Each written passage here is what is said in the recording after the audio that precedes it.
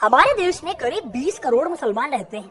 हिंदुओं के बाद दूसरे नंबर पर सबसे ज्यादा मुस्लिम आबादी है यहाँ, और ये पूरी दुनिया का 10% है। लेकिन जिस धर्म का उदय हुआ अरब देशों में, वो धर्म भारत कैसे आया? ज्यादातर लोगों को लगता है कि इस्लाम को लाने वाले वो बाहरी हमलावर थे जिन्होंने भारत पर हमला किया और यहाँ के मंदिर तोड़े। वहीं कुछ को लगता है कि भारत में इस्लाम लाने वाले लोग कोई हमलावर नहीं थे। तो सच क्या है? हिंदुस्तान में इस्लाम को लाने वाला कौन था? आज यही कहानी मैं आपको सुनाने वाला हूँ, क्योंकि अपना इतिहास नहीं जानोगे तो खुद को कैसे पहचानोगे। जब भी हमारे देश में इस्लाम के इतिहास की बात होती है तो कई लोग उसे मुस्लिम आक्रमणकारियों से जोड़कर देखने लगते हैं।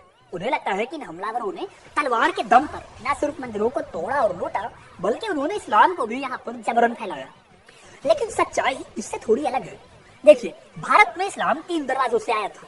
पहला दरवाजा 7वीं सदी में खुल गया था, जब इस्लाम अरब देशों में फैल रहा था। अरब लोगों का इंडिया से कनेक्शन बहुत पहले से था। ये कनेक्शन ट्रेड की बदौलत जुड़ा हुआ था। ये व्यापारी समुद्र के रास्ते भारत आते थे और यहाँ से मसाले और महंगे सामान खरीद कर उसे अरब देशों में बेच देते थे और भारत में खजूर बेचते थे। Historian H.G. रॉबिन्सन ने अपनी किताब ancient and medieval history of India में इसी ट्रेड का एग्जाम्पल देते हुए कहा है कि भारत में सबसे पहले इस्लाम जो लाए थे वो यही व्यापारी थे। जब वो इस्लाम में कन्वर्ट हुए, यानी कि अरब व्यापारी, तो अपने साथ इस्लाम को लेकर भारत आए। आपको शायद यकीन न हो, लेकिन आज के केरल के कोडंगलूर में देश की सबसे पुरानी मस्जिद बनी हुई है। इस मस्जिद को साल 629 के आसपास चेरा डायनेस्टी के आखिरी राजा चेरमन पेरुमल ने बनवाया था। कहा जाता है कि मलिक दिनार नाम के एक इस्लामिक संत ने राजा को इस्लाम कबूल करवाया था।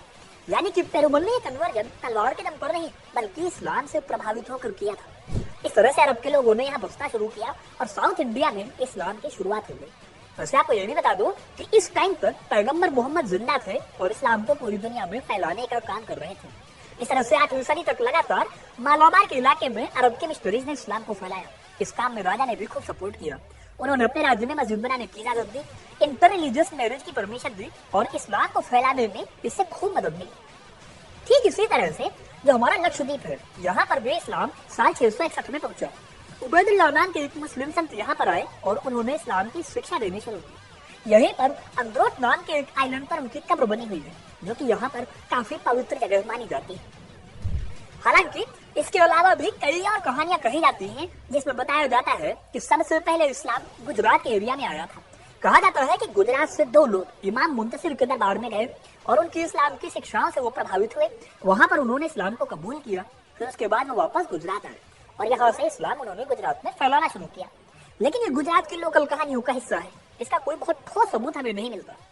तो दोस्तों, ये तो वो पहला दरवाजा है इस्लाम के आने का, जिसमें कि इस्लाम व्यापार के रास्ते भारत में आया। लेकिन एक दूसरा रास्ता भी था।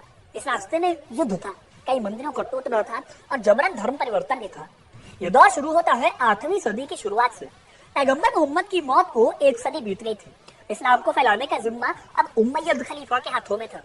इसी उमय्यद खलीफा के टाइम का एक 18 साल का लड़का था, मोहम्मद बिन कासिम। मोहम्मद बिन कासिम ने बलूचिस्तान को पार करके साल 712 में भारत के सिंध एरिया में अटैक किया। उस समय यहाँ पर दाहिर नाम के हिंदू राजा का राज था। ये राज्य बहुत मजबूत नहीं था, इसलिए कासिम के हमले को झेल नहीं पाया और सिंध पर कासिम का कब्जा हो गया। आगे उसने मुल्तान पर अटैक करके उसे भी अपने कब्जे में ले लिया। उसने कई राजाओं को चिट्ठियां लिखी थी कि या तो इस्लाम कबूल करो या फिर सरेंडर कर दो। हालांकि कासिम के लेटर बहुत काम के नहीं रहे, क्योंकि 714 में ही उसकी मौत हो गई और ये भारत पर उसका पहला इस्लामिक हमला था। आगे चलकर इस्लाम को फैलाने वाले खलीफा में फूट पड़ चुकी थी। खलीफा ही कई गुट में बट गए थे, इसलिए वो आपस में लड़ने लगे। इस दौरान भारत में इस्लामिक हमले कुछ कम हुए, लेकिन एक बार फिर इन हमलों की शुरुआत होती है 11वीं सदी की शुरुआत में, जब महमूद गजनवी भारत पर हमला करके यहाँ पर लूटपाट करता है और खुद को बुद्ध शिकन बताता है। यानी कि वो इंसान जब मूर्तियों को तोड़ता है। उसने पेशावर, कन्नौज और मथुरा जैसे एरियाज पर हमला किया। इसके साथ ही भारत के कई मंदिरों को तोड़ा, जिसमें से सोमनाथ मंदिर भी शामिल था। इस तरह से इन हमलों ने भारत में इस्लाम के दरवाजे खोल दिए। बाद में मोहम्मद गौरी ने भारत पर आक्रमण किया, जब 1191 में तराइन की लड़ाई हुई। उसने भारत में दिल्ली को जीता, यूपी और बिहार के कई हिस्सों को अपने कंट्रोल में किया।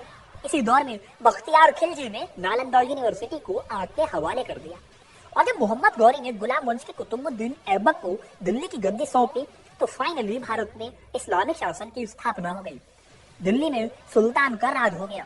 अब ये 2 दरवाजे तो वो हैं जिनके बारे में लोगों को बखूबी पता है, लेकिन एक तीसरा दरवाजा भी है जिसके बारे में बहुत कम बात होती है या फिर लोगों को बहुत कम पता है इसके बारे में।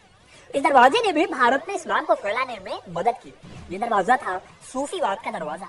जब खलीफा में फूट पड़ चुकी थी और इस्लामिक एम्पायर कई छोटे छोटे टुकड़ों में बट गया था, उस टाइम पर इस्लाम को मानने वाले कुछ लोग अल्लाह की आध्यात्मिक खोज पर निकल गए। 12वीं सदी की शुरुआत तक ये खोज एक व्यवस्थित रूप ले चुकी थी, जिसे ही सूफीवाद कहा गया। भारत में सूफीज्म 1300 ईस्वी में आया और 1400 ईस्वी में ये साउथ इंडिया पहुंचा। हालांकि इन दोनों से अलग सूफीज्म का एक हिस्सा कश्मीर में इन सबसे पहले पहुंच गया था। इसे ऋषि सिलसिला कहा जाता है। इस्लाम की इस ब्रांच ने भारत में इस्लाम को फैलाने में काफी मदद की। ये एक तरह का सॉफ्ट इस्लाम था जिसमें कट्टरता के गुण नहीं थे। भारत में कुल 12 सूफी सिलसिले आए और उन्होंने इस्लाम के अध्यात्म को फैलाकर लोगों को इस्लाम के बारे में बताया। सलीम चिश्ती, शहाबुद्दीन सोहरावर्दी, अब्दुल कादिर गिलानी, ये जैसे कई ऐसे संत थे जिन्होंने इस्लाम की शिक्षा भारत में फैलाई और इससे कई लोग प्रभावित होकर इस्लाम को अपनाने लगे। तो दोस्तों, ये थी कहानी भारत में इस्लाम के आगमन की, उन 3 दरवाजों की जिनके थ्रू भारत में इस्लाम आया। आपको ये कहानी कैसी लगी हमें कमेंट करके जरूर बताइएगा। वीडियो को लाइक और शेयर करना ना भूलें और ऐसी ही तमाम इंटरेस्टिंग कहानियों के लिए हिस्ट्री कनेक्ट को सब्सक्राइब जरूर करें।